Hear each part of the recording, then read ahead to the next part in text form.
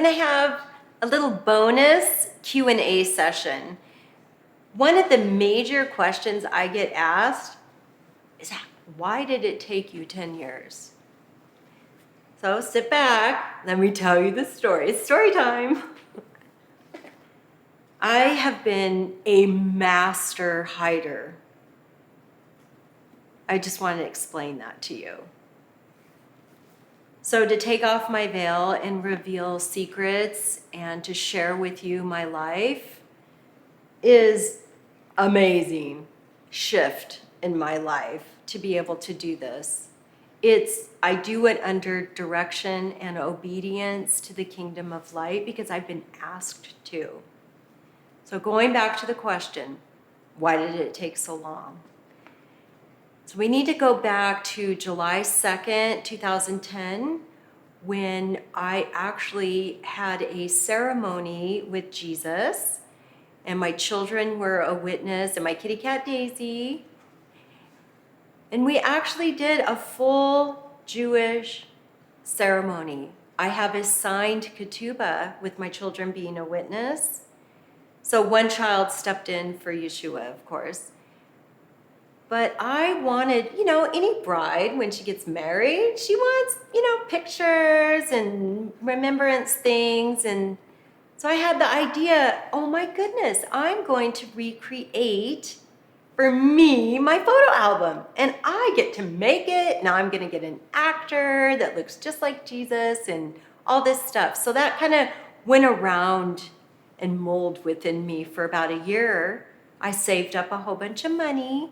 And I decided to do the photo shoot, to recreate just for me, and to have something tangible besides my wedding ketubah to pass into my children, to pass into their lives one day, for my grandchildren, future grandchildren at that time. So I did it. I did the resurrection scene, got my wedding dress again, and when I met the actor that played Yeshua, Jesus, oh my goodness. He was a surprise. I didn't pre-pick him, and he was chosen for me. He was actually 33, not married, and had children. It was amazing. I mean, he couldn't be more authentic. He was really quiet. And I had to develop this relationship and get him excited about getting me out of my grave and telling this story in picture form. And mind you, I wasn't doing it for you. I was doing it just for me. And it was awesome. My wedding dress was even full of butterflies, and it was so fun to be able to do that. After the shoot and everything, it was told to me by one of the directors, you can't hide this. You can't keep this by yourself. You need to share it.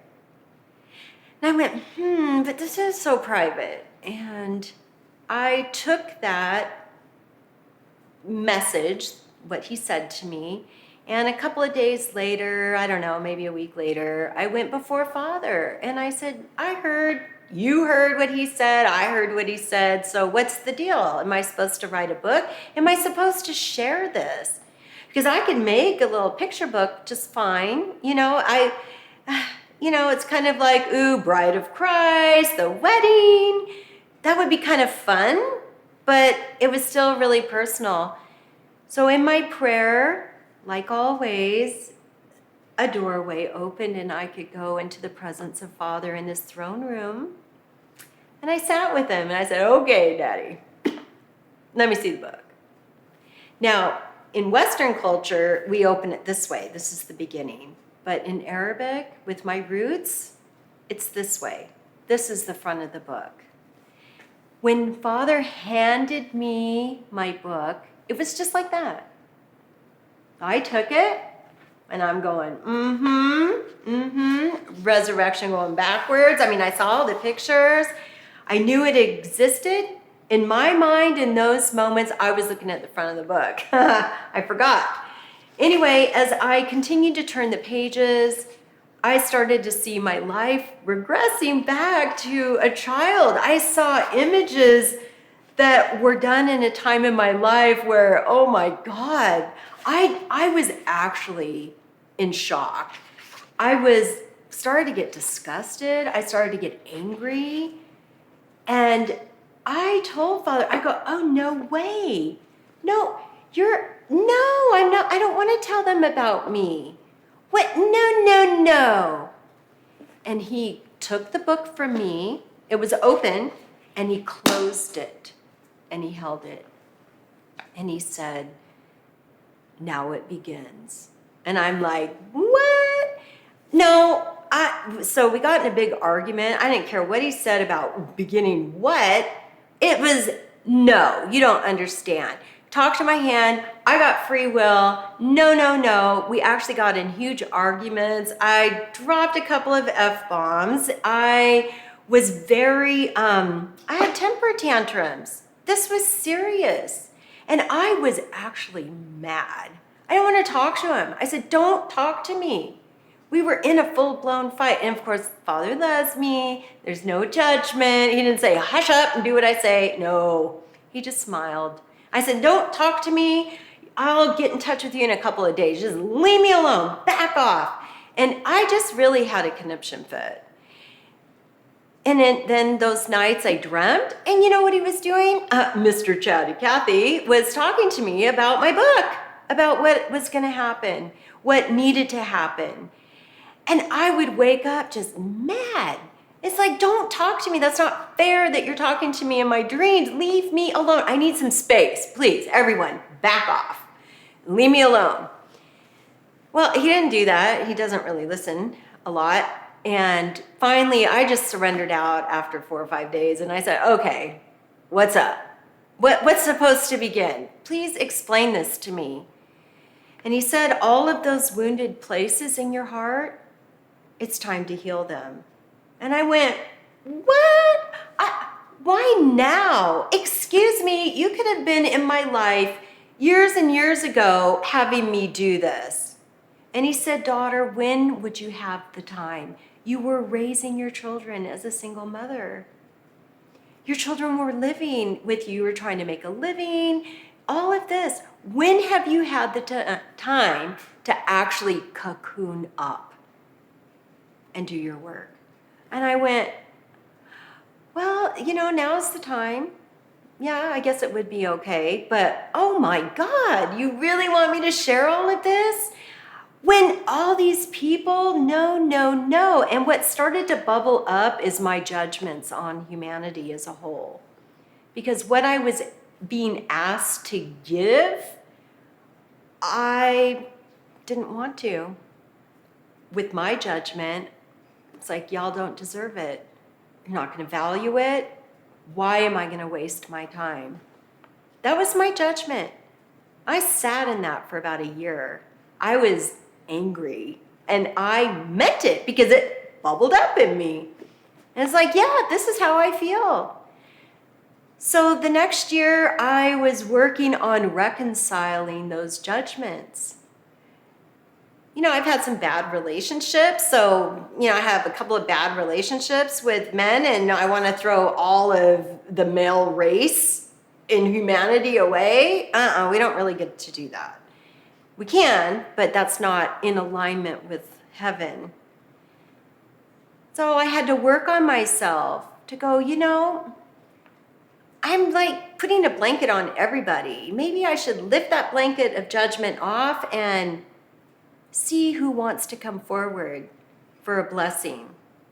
Maybe give them an opportunity. So I had to shift myself and work on myself. I did not have a template. It was all in my communion with Father. He would share these things with me. And then I finally got to a point where I said, okay, so I knew I saw the images. So I went back into my modeling portfolio that I did in my 40s and picked probably 30, 40 pictures out. Actually, a couple more. And I remember putting them in my garage, and I would walk at night around, and I would look. and feel into like, what am I feeling with that picture? So I started writing underneath of it emotions that were bubbling up. And then that took probably about 8-9 months.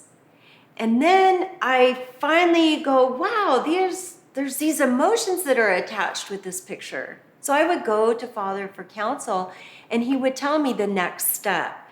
Now you need to select 40 dark emotions and match them accordingly. So I already kind of was a head start with this.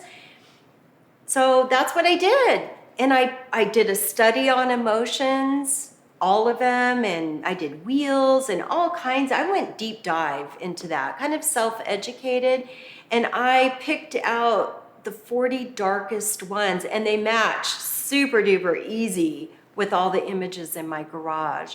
And then, I just kind of get tired of the project and going, I don't know, and I take them all down and put them in a file and shove it away for half a year. And then I'd come back to it. And so Father led me step by step. He was leading me on this path that he himself was lighting up for me. So I didn't see the full story yet. I just was going one step at a time. So then he asked me the 4 questions. And I began my journal. He said, you're in Earth School. And I went, yeah. He goes, well, these are your sacred teachers that you need to pass. They've been trying to give you gifts. And I went, what? And so he explained to me the emotional template and the beauty of the equipment to be here in Earth School, and that it's not right or wrong. So I had to roll back my judgments off of the dark pieces, bless the light pieces. I had to bless the whole thing. So I was starting to, almost like a bird's eye view, coming in deeper and closer with this. One holy step at a time. But once he gave me the 4 questions, so I already had the image, already pre-selected, right? Then I went into the definition. So I used 5 different resources per emotion to pull together a congruent definition, because I wanted us to be all on the same page. And then I began. That took me many years, because there was so many times I did not want to even do this. It's like, I don't want to do this anymore. I'll just dance around. I'll go do something else. So I really procrastinated a lot until an emotion just really was bubbling up. I would say that was the hand of God assisting me and kind of nudging me forward. So I'd be feeling something, and Father would remind me, you got that emotion. You think it could answer some questions? And I'm like, So I was motivated, inspired from the inside to, okay, I'm going to sit down with this now and feel into it. Oh my goodness. I struggled so much. It was so hard. I did not have any humans around me encouraging me, not understanding what I was doing, because this was so private. But I had seen that book. So I was willing to do the work. I had no idea it was going to be like this. I really didn't. It was surprises along the way as I opened up the grave of my own heart. And Father said, you did a whole resurrection shoot. It's almost like I did the back of the book first. And I already showed myself raising up out of a grave. He goes, you physically did what now you need to do. And 2020, it was produced just for you, because I love you. We are healing with the earth.